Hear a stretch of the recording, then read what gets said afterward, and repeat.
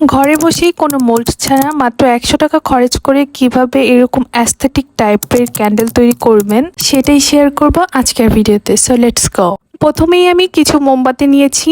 এগুলো কাছের যে কোনো গ্রোসারি শপ থেকে নিতে পারবেন। আমার কাছে নিয়েছিল মাত্র ৯০ টাকা।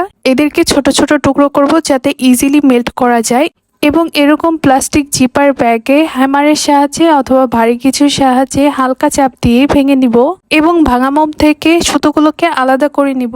প্রথম ক্যান্ডেলটি বানাতে আমি ছোট্ট একটা কাচের জার নিয়েছি। কোনো রকম মোল্ড ব্যবহার করব না, এবং তিব্বত স্নো সবার বাসায়ই থাকে। এছাড়া একটু ডিজাইন বা অ্যাস্থেটিক ভাই বানানোর জন্য এখানে আমি বাগান বিলাস ফুলটা নিয়েছি। যেহেতু বাসায় বাগান বিলাস গাছ নেই, তাই পাশে বাসা থেকে এনেছিলাম একদিন আগে। একটু মরে মরে গেছে, বাট ডোন্ট ওয়ারি।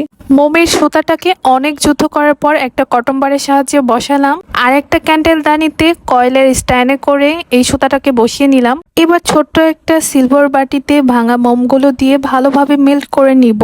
আমি গ্যাসের চুলায় মেল্ট করব, আপনারা চাইলে ওভেনেও মেল্ট করতে পারেন।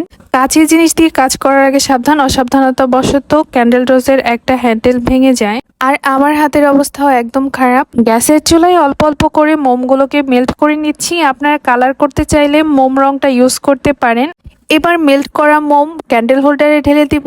আপনাদের কিন্তু কোনো প্রকার মোল্ড লাগবে না। বাসায় থাকা মধুর ছোট ছোট জার অথবা কিউট কিউট কোনো কৌটা বা ডিব্বা থাকলে সেটাই সুন্দর করে প্রিন্টিং করে অথবা বিভিন্ন ধরনের ফ্লাওয়ার অ্যাড করে অ্যাস্থেটিক টাইপের এরকম কিন্তু ক্যান্ডেল ইজিলি তৈরি করে ফেলতে পারবেন। আপনি যদি ফ্লেভার ক্যান্ডেল পছন্দ করেন তাহলে এই পর্যায়ে যে কোনো ধরনের ফ্লেভার ইউজ করতে পারবেন। এবং ফিরে আসছি ক্যান্ডেলটা সেট হওয়ার পর।